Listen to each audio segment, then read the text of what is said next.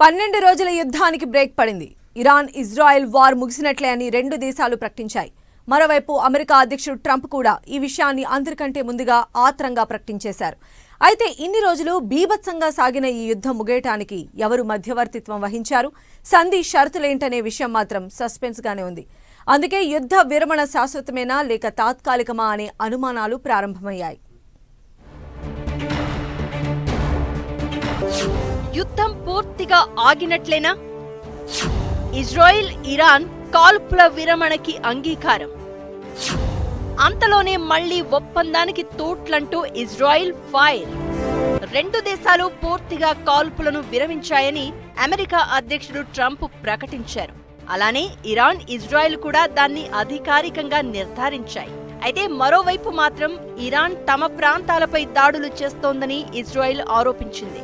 Iran attack ని సమర్థవంతంగా తిప్పికొడతామని Israel ప్రకటించింది. అసలు ఈ సందిగ్ధత దేనికి వచ్చిందంటే కేవలం నోటి మాటగానే కాల్పుల విరమణ ప్రకటన రావడమే. ఓవైపు ఇజ్రాయిల్ ఇరాన్తో ఏ దేశం కూడా సంధి గురించిన చర్చలు జరపలేదు. చర్చలంటూ జరిగితే కొన్నైనా షరతులు నిబంధనల ప్రకారం కాల్పుల విరమణ అమలయ్యేది. ఏ యుద్ధంలోనైనా ముందంటూ కొన్ని షరతులకు లోబడి సంధి కుదురుతుంది.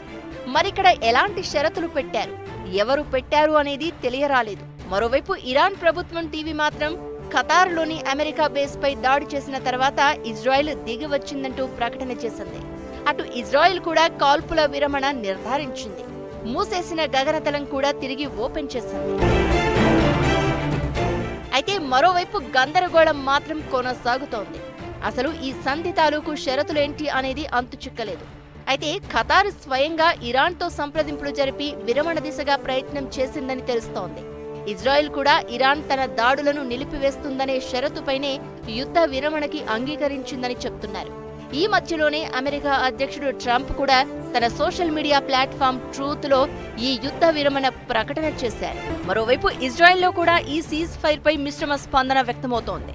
ఈ 12 రోజుల యుద్ధంలో ఇజ్రాయెల్ సామర్థ్యం తెలిసి వచ్చిందని, ఇక గాజాలో కూడా యుద్ధం నిలిపివేయాలని ఇజ్రాయెల్ ప్రతిపక్ష నేత యాయర్ లాపిడ్ డిమాండ్ చేశారు.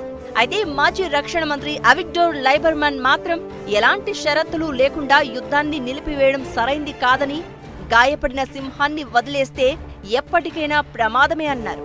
ఈ నేపథ్యంలో ప్రస్తుతానికి యుద్ధం నిలిచిపోయిందనే చెప్పాలి.